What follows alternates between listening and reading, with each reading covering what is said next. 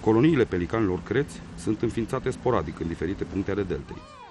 Una dintre cele mai însemnate colonii se găsește pe insula Ceaplace, din lacul Sinoie.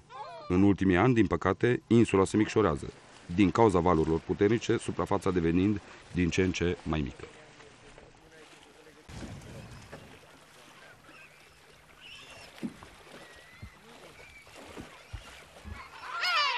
Vizitele pe insule fac parte dintr-un program de monitorizare sprijinit de proiectul de conservare LIFE, înființat de Uniunea Europeană. În primul rând, administrația este beneficiarul proiectului. Administrația nu în sensul de instituție, ci în sensul de administrator de are protejată. Mai precis putem spune că, de fapt, Delta Dunării este beneficiar acestui proiect și în Delta Dunării populația de pelican creț este beneficiara proiectului, altfel spus. Administrația apreciază foarte mult derularea proiectului pentru că își propune prin planul de management să abordeze gestionarea populațiilor de speciilor periclitate, speciilor care sunt pe listele diverselor convenții internaționale. Pelicanul creț este o specie, o știm foarte bine, care este periclitată și avem norocul ca în Delta Dunării să existe încă un număr considerabil de exemplare, dar care, datorită faptului că activitățile umane s-au intensificat în ultima perioadă, atât populația de pelican creț, cât și populația altor specii de faună protejată încep să sufere.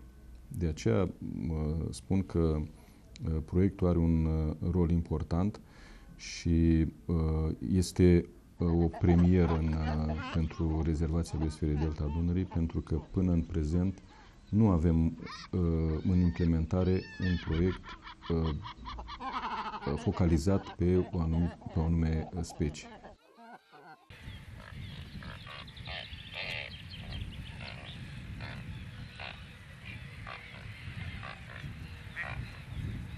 Despre migrația pelicanilor creți avem foarte puține informații. Utilă în acest sens este, alături de inelare, și echiparea indivizilor cu un transmițător satelilar și urmărirea deplasărilor lor.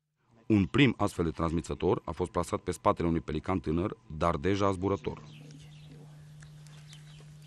Aparatul de 65 de grame nu este o sarcină considerabilă pentru pasărea care atinge greutatea de 10 kg și este fixat cu un șnur subțire, în așa fel încât să nu stânjenească mișcarea liberă a aripilor. Transmițătorul, care folosește energia solară, înregistrează coordonatele geografice ale locației păsării odată la 8 ore, transmițându-le apoi, odată la 5 zile, sateliților care orbitează în jurul Pământului. Transmițătorul tânărului pelican botezat Dalma, după eliberarea acestuia, a transmis sistematic informații despre drumul parcurs de acesta.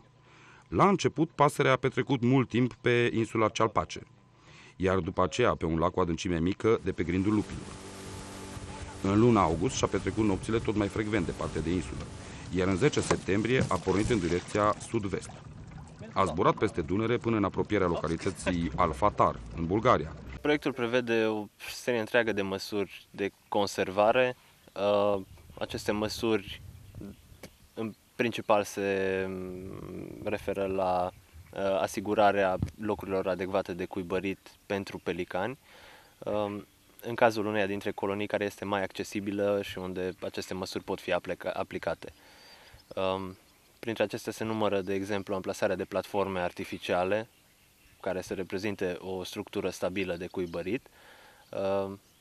O altă măsură este reprezentată de consolidarea insulei Ceaplace. Această insulă reprezintă într-unul dintre locurile importante de cuibărit în cadrul rezervației biosferei Delta Dunării pentru pelicanii creți.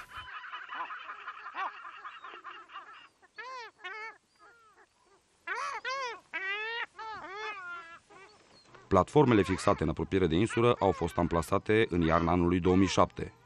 Păsările, care s-au întors în februarie, au adoptat imediat aceste construcții, au ridicat cuiburi mari și au început să trăiască viața obișnuită a coloniilor.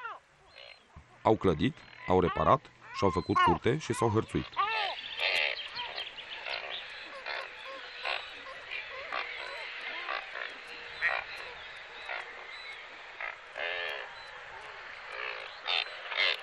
În curând, în cuiburi au apărut ouăle mari și albe, care au fost crocite de femele și câteodată și de masculi. Problemele au început după aceea. Insula goală a fost părăsită de cormorani, care, probabil urmărind peștii, s-au mutat pe copacii de pe malul lacului. Spațiul astfel eliberat a fost ocupat de pescăruși argintii, care în ultimii ani au cuibărit pe insulă doar într-un număr mic.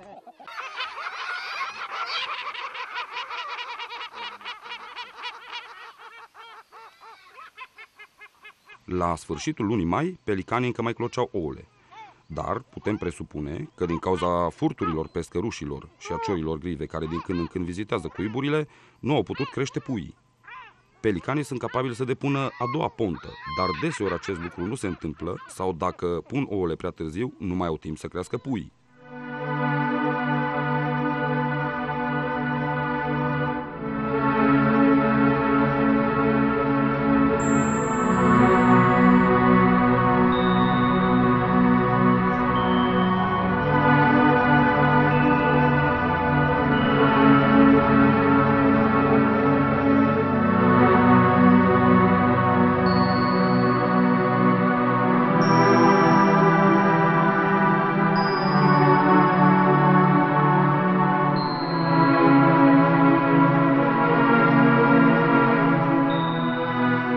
Spre surprinderea noastră, pelicanii au pornit un contraatac, comportament care nu a mai fost observat la pelicani.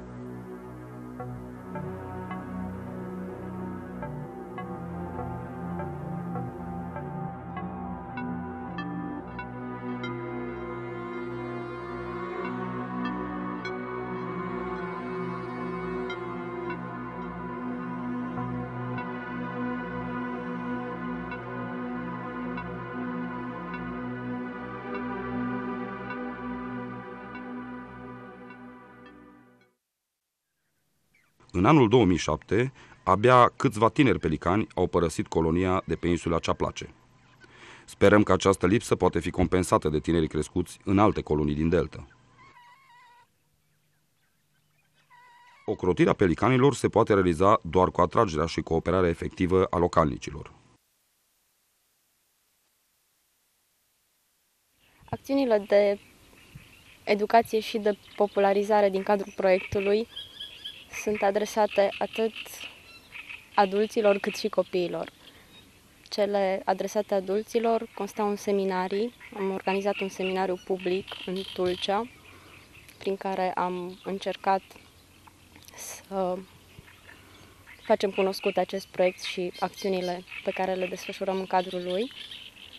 De asemenea, un seminar pentru vânătorii și pescarii sportivi și profesioniști, pentru a-i face mai atenți la necesitățile acestei specii.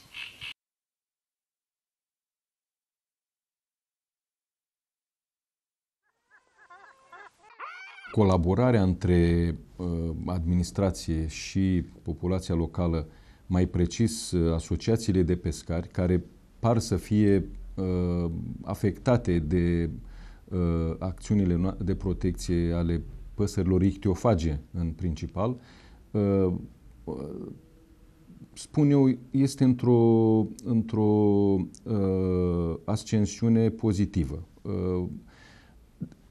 Pe măsură ce noi dezvoltăm activități de conștientizare publică împreună cu Societatea Ornitologică, cu Societatea Regală pentru Protecția Păsărilor, constatăm că populația devine mai dispusă să colaboreze, conștientizând că, de fapt, aceste păsări nu tind să se dezvolte exploziv, nu tind să se dezvolte în așa fel încât să pună realmente în pericol resursa piscicolă. Și că, chiar dacă aparent cele două categorii, păsările și pescarii, ar putea fi concurenți la această resursă, totuși, în realitate nu sunt concurenți. Fiecare componentă a sistemului are partea pe care și-o poate extrage din sistem fără să afecteze.